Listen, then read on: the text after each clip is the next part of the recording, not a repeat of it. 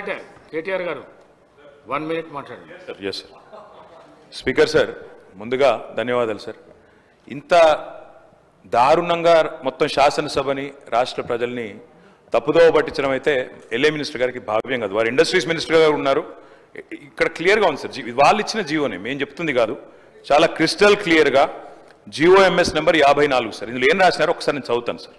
ఏం రాసినారంటే, రంగారెడ్డి జిల్లా alienation of the government land to an extent of 400 acres in survey number 25 at Kancha Gachibowli village, Serlingampalli, in favor of TGISC for the purpose of development of IT, etc.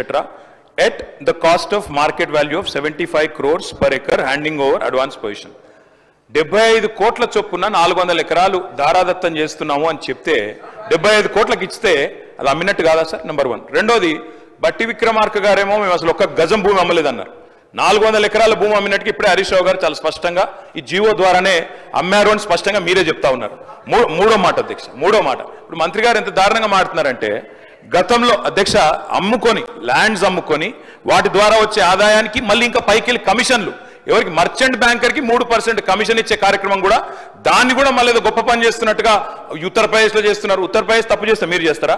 Uttar Pradesh వాళ్ళు తప్పుడు పనులు చేస్తే మీరు తప్పుడు పనులు చేస్తారా? నేనేమంటున్నా సార్, ఒక్క మాట మీరు తర్వాత చెప్పండి మహేష్ అన్న, మీతో ఒకటే ప్రార్థన సార్, దయచేసి ఇవాళ ఇప్పుడే